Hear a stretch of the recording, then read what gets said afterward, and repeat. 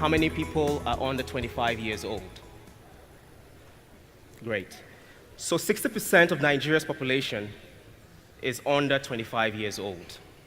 And the whole world actually is focused on Africa, specifically on Nigeria as the next driver for development, whether it's in education or in healthcare. A quick question, how many people here are in policy? Policy, with the government, with think tanks? Okay, so just a few people. I think what is very important to take away at the end of my session, what we're going to be talking about is healthcare and machine learning. But what I want you to take away at the end of this session is the importance on the policy side and as individual people to think about healthcare primarily as a combination of three things. Firstly, your intelligence, what you know about what to do to make your life better. And secondly, your mental and physical states. Those three things are important, and you can only achieve full mental health care if you care for your community, if you avoid meat and alcohol, and if you eat mostly non-processed food, natural foods, fruits and vegetables. So these are the core values that I want everybody here to take away from this session, primarily, and then we'll then go on into the core piece of what I'm going to be discussing next.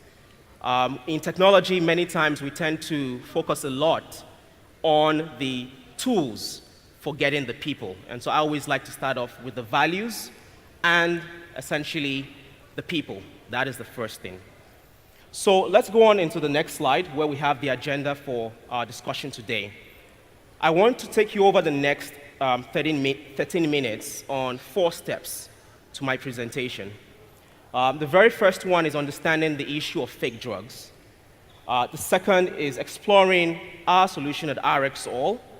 And then the third is understanding AI and what I see as the big opportunities for young people, all of those who raise their hands under 25 years, for you to begin to explore. And then finally, we'll do a summary, and then I'll tell you what sort of readings would help you on that journey. Right, so please go back to the next slide. At the heart of my presentation today is that I want you to go away with 3 things. Firstly is that focus on the people. Technology is only a tool. That's the first thing. The second thing is focus on your social impact. And that's why when I started, I said, look at what is your community service and what is your defined purpose in life. In healthcare, those 2 things are important to your mental state. If you're not serving other people and if you don't have a defined purpose in life, you will not be very healthy mentally. And then, no, go back, stay on the same slide. And then on the very last thing is avoid the pursuit of wealth and money as the primary goal. Your goal should be to develop solutions that help to improve the lives of other people. And by pursuing that, what would end up for you, if you want, is wealth. This is the key thing. So now let's start our journey over the next 10 minutes. And here we're going to understand what is Africa's fake drug problem. Next slide. I grew up in Nigeria, and this was about 15 years ago in Ibadan, where I was in a coma for 21 days because of a fake drug. Somebody decided that the amount of money they would make from selling a fake pack of salbutamol tablets was more important than my life. I want that to sink in, and that's why when I started this presentation, I have emphasized that true wealth and true happiness in life is focused on the social impact you make over the course of your journey on Earth. Now, if you look at the next slide, I was lucky to have survived, but in reality, there are over 1 million people across the world who die because of fake medicines. Next slide. I would not assume, no, the slide before this, I would not assume that everybody understands what fake drugs really means. And so I'll just define what the key things are around the fake drugs issue, right? So if you move on to the next slide, we would look here at the next slide here saying specifically that falsified drugs are those drugs that people think is actually what it's not. So somebody has actually defined it as say I'm claiming to be what I'm not, either in terms of the source of the drug or in terms of the packaging or in terms of what was actually used to make it. That's what we call a falsified drug. A substandard drug is a drug that is not in composition or in specification. So for example, I'm a manufacturer in Lagos. NAFDAC has told me that I have to prepare paracetamol to have 500 milligrams of an active agent. I decided I want to make more money, so I put on 200 milligram in there, right? Even though I haven't lied about specifically my source or I put in the composition in there, in reality, that is actually a substandard drug because I have not met the specification for that drug. So keep those two categories in as we go forward. I'm just going to refer to these two things as fake drugs, but in reality, we define these two under these two segments. Next slide. And as I said, I was lucky to have survived the coma from a falsified drug. There are over 1 million people across the world, more than 300,000 people in Africa every year who die because of fake drugs. Every year. Let that sink in. It's a lot of people to die because of falsified drugs. And next slide. And specifically, Africa suffers a lot, right? Suffers a lot from this problem. We have a situation where 30% of all the medicines in many parts of Africa are falsified. Over 160,000 children every year die because of complications from antibiotic drugs because those drugs are out of specification, right? So it's a huge problem. $52 million has to be spent on repeat therapy on medicines. So you have malaria, you go on and then you actually get a malaria pill. You don't feel better after 3-4 days. You go to the doctor does a blood test. In reality, you still have the parasite in you. You have to repeat the test. This is it. It's economic cost and it's actual the impact on the number of people who die because of this problem. Next slide. And Africa is an easy prey, primarily because of the policy environment. There's also the big issue of non-universal healthcare coverage. So 90% of spend is out of pocket. And legal repercussions for distributing bad drugs is very weak. So how many people know that the fake drugs industry, you would actually make 16 times profit to somebody who actually decides to distribute narcotics or cocaine? It's very lucrative, and if you're caught, you only end up paying on average about $5,000 as the fine. So this is why many people are seeing Africa as an easy dump for fake medicines and why we are facing this huge problem. Next slide. Now, we all know about the SDGs, and this big SDG go around healthcare and well-being, all right, cannot be achieved if people actually don't have access to certified high-quality medicines. And so that's why I'm painting this whole picture that there's no way we can have healthcare, there's no way we can be healthy as a people if our medicines are not safe. Next slide. And so primarily, what we have thought about in the technology space, I qualified as a pharmacist before going on into the business and then technology. We've always thought about things primarily around policy, around the healthcare space, either pharmacy or pharmacy distribution and regulation. But one of the big things that we have done at RxAll is think what can be done outside of policy. Next slide. And so we will move on into the second section here. And in this section, I would explain to you what RxAll is, what our solution is, and our evolution. Next slide. So here, this is a very busy slide, but it's important because, as I said, I don't want to assume the technical knowledge is at par across board. But one thing to take away from this slide is that there is no true artificial intelligence today, right? What we call AI is essentially a metaphor for machine intelligence. But if you look at the first definition around what natural intelligence is, it consists of three things, right? Cognitive abilities. So as the last speaker mentioned, those are things around numerical calculations, things around creativity. But even more important, what makes us human are two other things, and that's our emotional and social intelligence. machines haven't achieved that level yet. Maybe in the future that would happen, but today, we only use artificial intelligence as a metaphor for machine learning, which in reality is just a very smart way of doing numerical summations and calculators based on logic at scale. So that's the first thing I want you to take away, or the key thing I want you to take away from this slide. Next slide. Here, just defining what a simple algorithm is. Right? It's important for me to do these definitions because RxAll is primarily a machine learning platform that helps you do the testing of a drug quality using your mobile phone.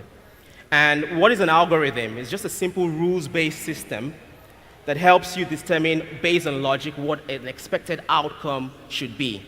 So for example, if somebody shows up in front of you with fever or headache, right, you'd say, okay, give paracetamol. Now, if the person says, I have fever as well, you find out what's the cause of the fever. Is it malaria or is it like a viral cold? And then you can then decide what else to give. So this is just a sample of what an algorithm is. Next slide. And at the heart of this is that once we know these technical definitions, we talk about RxAll in the introduction. It was said it was a multi-million-dollar company at the moment. But if you look through the steps, over the 4 steps that we've iterated the product, we've always kept the people at the heart of it. That's the key. It's always been the people. We want to save people from falsified and substandard drugs. And so what that has meant is that we have focused on our social impact and we've iterated the tools until now we have decided that machine learning is the key tool to use to implement. But we've never diverted from the fact that the people are the core, the core set of the solution for which we're building around. Next slide. And so currently, this is one of our customers out in Myanmar. And I've put in this slide here to show you, show all the young people who are here, that you can sit in Ibadan, you can sit in Lagos, you can sit anywhere in Nigeria, and create a solution that can be used across the world. Do not be limited by your environment or by what you see as your constraints. You who is sitting here, each one person actually has a solution that the rest of the world requires. These are customers that are based out in Myanmar. How many people know the country called Myanmar? Yeah, so few people. It's in Southeast Asia. They are using our solution. Next slide. Here, it's supposed to be a very short video, but we would skip it. And in this video, we're essentially showing how the platform works. So next slide. And I'll just explain it here because we can't go through the video because of time. What it is that we provide you a very small hardware device. It's what we call an IoT device. And this device pairs in with your mobile application. And so it is then possible to actually do the test of a drug to find out if that drug actually has what it should have according to the specifications of a national regulator. So at the moment, we're mostly focused on deploying the solution with national regulators and hospital systems, but ultimately, we intend that this will be available with every single household across the world. Next slide. So we obviously have gotten a number of certifications. So there's the ISO certification, the CE certification from Europe as well. Next slide. And I think one of the big awards we won recently, for which many people might know me, is the Hello Tomorrow Award, wherein we were selected out of 4,500 deep tech startups from across 119 countries. Thank you. And specifically, I want you to know, and that's why I'm trying to encourage and inspire those young people who are here, the core of this technology was developed while I was at the University of Ibadan in 2008. So that's one thing to know. So for each and everybody who is here, I want you to know that do not think that what you are now is a definition of where you will be in the future. Okay, so next slide. We'll just go past this. Move on to the next slide. We won't be able to cover this. Next slide. Yes, so let's go on to the section 3. Yes, and then move on to the next slide. Here, I wanted to define what learning means and what knowledge means. The two separate things. Knowledge is an encoding or a record of what we have learned. Next slide. And here I've just written a simple logic around how AI is developed, right? So when you have a typical program is saying, I have data, I have a set of instructions that I want, and then that data is processed with a set of instructions to give a specific outcome. With AI, it's a bit different. With AI, it's like, I want this expected outcome, this is the data, and then I put that together and I let the AI or the machine learning program think through the best way to get there, right? And so this is what I've sort of defined in this simple AI that you might see at the back. Next slide. Next slide. So here we're looking at applications, and primarily anywhere you can actually replace humans, right, with a logic-based system of rules that requires a lot of repetition, you can apply AI in there. And so we'll quickly go through three applications in healthcare where you can use AI today. So big opportunity across Africa is in the space of primary care diagnosis. We have too few doctors across Nigeria, right? With AI, you can actually create a system where people can meet with a doctor, an AI doctor, get their diagnosis and get the prescription. Very easy application area for you to go into. Next. Another big area is in radiology, where you have your X-rays, your CT, MRI scans. You need somebody to go through that. You can pass that through an AI system to get a very quick diagnosis that is sent to a doctor, and then you get to your prescription. And then one last area here is in drug discovery, right? As a pharmacist, this is one area that thrills me a lot. You can decide, okay, I want these different functional groups from different molecules, and this is the outcome that I want to apply. So these are three areas where we expect young people here to go into going forward. And then next slide, just some. As I said, the key thing is to focus on the human problem. Start with the humans. What is the human problem? Define your theory of change. What is the social impact that I want to achieve at scale? And how do I get there?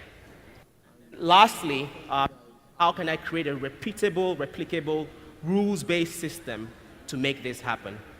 Next slide. And so this will be my recommended readings. In Our Own Image explores the anthropological origin of AI. Very important book. Thank you so much. Thanks a lot.